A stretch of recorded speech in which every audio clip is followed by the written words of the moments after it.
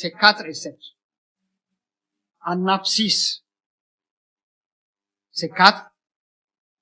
En ordonnée, c'est 7. Toujours. Absolu. Dans le concret comme dans l'abstrait. Les religions nous le disent un peu. Il y a 2 religions, par exemple. Comment vous appelez là? Vous, c'est Lionel. La récitation qu'on dit. Notre Père c'est 7. Et ce qui est étonnant, c'est que chaque phrase de ces 7-là, chacune de ces 7 phrases, a 7 degrés.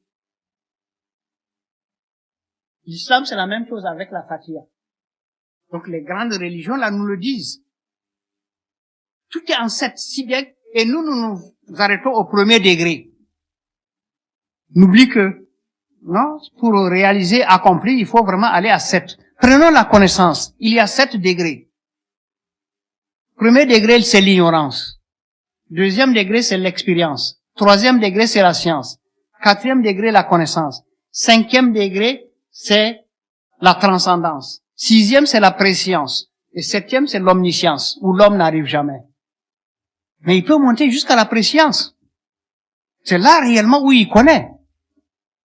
Mais les scientifiques disent qu'ils ne connaissent rien parce qu'ils ne connaissent que ce qui est mesurable. C'est la plus petite des connaissances. C'est vraiment en dessous même de la connaissance. La science est en dessous de la connaissance.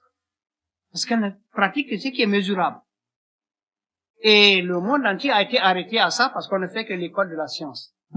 C'est notre faute. Qui s'est posé la question si la connaissance a des degrés ou pas? Si on s'était posé la question, on aurait vu qu'il y a 7 degrés, effectivement. Tout est en 7, en hauteur. Tout est en 4, en largeur.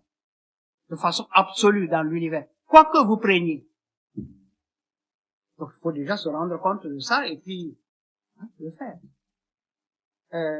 Oui, il y a une autre question. Oui, la question suivante, Ludga Yaya. Faut-il passer le temps à répéter, puisque vous avez insisté sur l'intérêt de la répétition? Il estime que, est-ce que ce ne serait pas une perte de temps aussi que de passer le temps à répéter? Bon.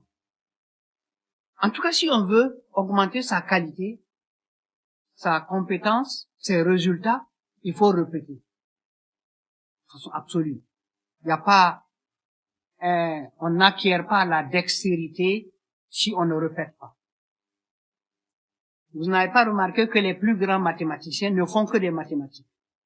Tout le temps. Les plus grands écrivains ne font que écrire. Pourquoi? Ceux qui sont déjà très bons, mais ils ne font que répéter. Ceux qui ne répètent pas, on les classe dans les...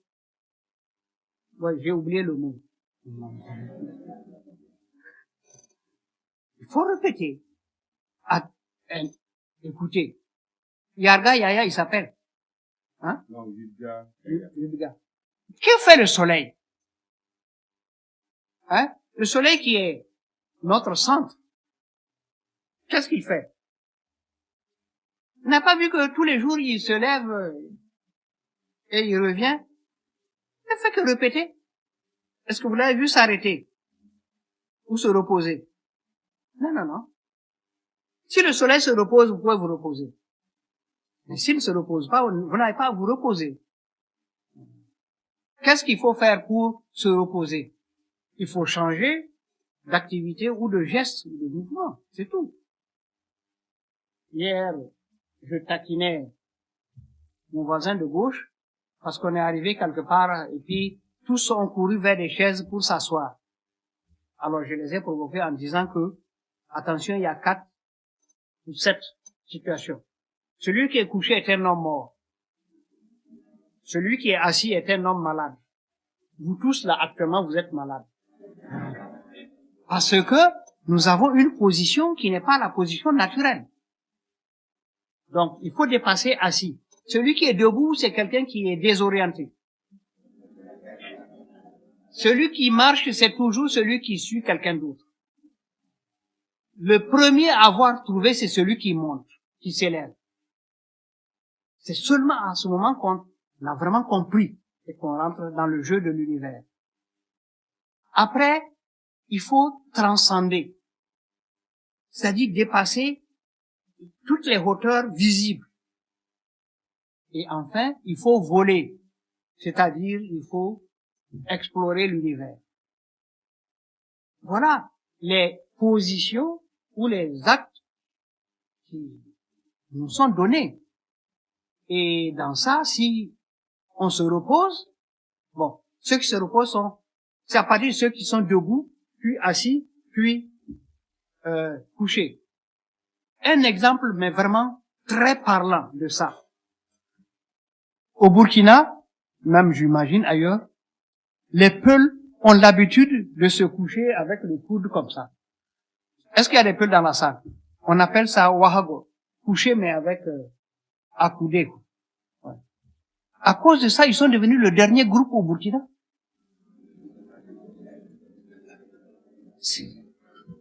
C'est très dangereux de se coucher. C'est aussi imprudent de s'asseoir.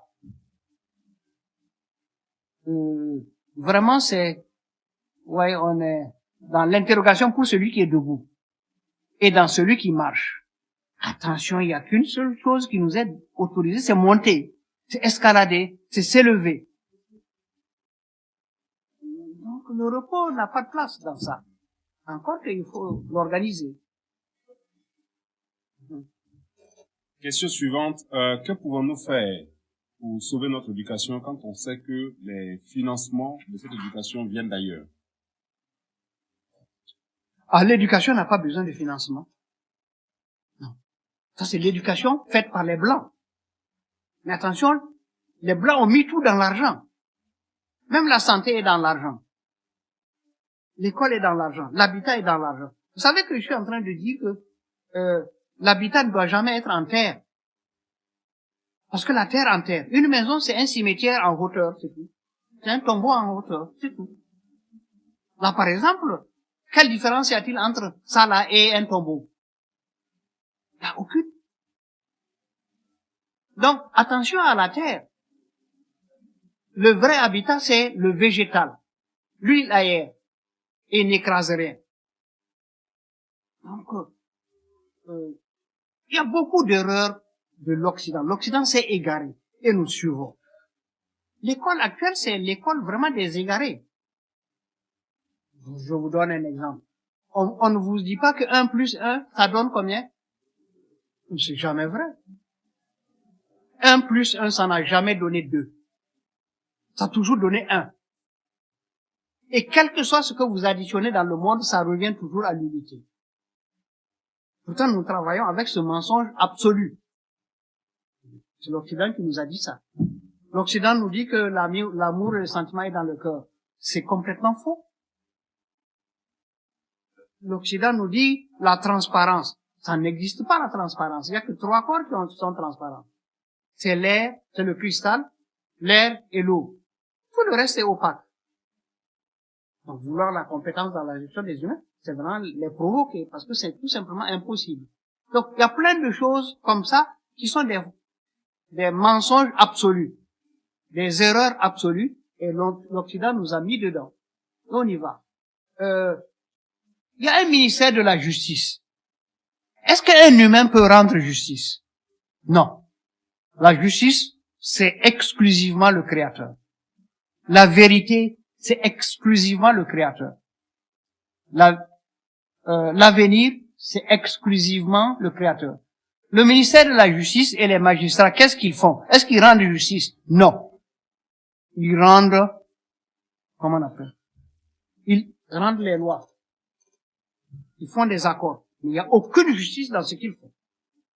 Parce que c'est une chose qui dépasse leur capacité, leur entendement, mais surtout leur réglementation. Parce qu'on l'a dit, rendez le droit, rendez la loi dans telle ou telle situation. Donc, à la limite, dans le cas le plus positif, ils font des accords. Mais ils ne dépassent pas les accords, donc la vérité est tout. Donc, il y a beaucoup de choses qui sont fausses. Mais, on accepte. Ah oui, souvent, on répète, l'eau c'est la vie. L'eau c'est même exactement la mort. La vie c'est quoi? C'est le feu, c'est l'énergie. Prenez un margouillat, il est mort. Il est plein d'eau. Donc c'est un autre élément qui est parti, qui manque. C'est pas l'eau. Et si on laisse l'eau là, même, le marbrillard se décompose. Et c'est par le fait de l'eau que d'autres micro-organismes utilisent pour vraiment décomposer tout. Donc l'eau n'a jamais fait autre chose que créer la mort. Mais nous disons que l'eau c'est la vie. Et nous oublions de trouver la vraie vie. La mort n'existe pas. On disparaît. Mais ce que nous sommes, et qui n'est pas là quand on dit que nous sommes morts, c'est notre vibration, et elle est partie ailleurs, simplement, elle a migré. Il y a rien qui meurt. Tout disparaît. Et apparaît ou réapparaît. Mais nous avons consacré le terme mort comme une désintégration totale. C'est pas du tout le cas. C'est une séparation simplement des choses. Ce qui fait que vraiment nous avons fait un monde de fausseté, mais nous ne nous rendons pas compte. Parce qu'on ne se pose pas les questions dures. Il faudra peut-être que quelques-uns en arrivent à aborder ces questions. Vous savez, je disais à quelqu'un ce matin, à ma fille qui est là, que j'ai, dans mes livres là, il y a un qui s'intitule Le dialogue des fous. Donc, pour pouvoir évoquer certains sujets, j'ai imaginé sept fous. Chacun a un genre de folie. Et ils discutent. Et dans un de ces fous, vraiment pose la question au bon Dieu, mais pourquoi tu me fais disparaître après m'avoir mis dans tel contexte et autres? Explique-moi où tu m'amènes avant de me faire disparaître. Donc, des choses pareilles. Pour qu'on voit un peu plus clair. Mais les humains se sont vraiment limités. Eux-mêmes, pas quelqu'un d'autre. Le Créateur ne les a pas limités. Est-ce qu'il y a une question? Votre avis sur la forêt Kwa et le projet de construction de l'hôpital? Et le plus grand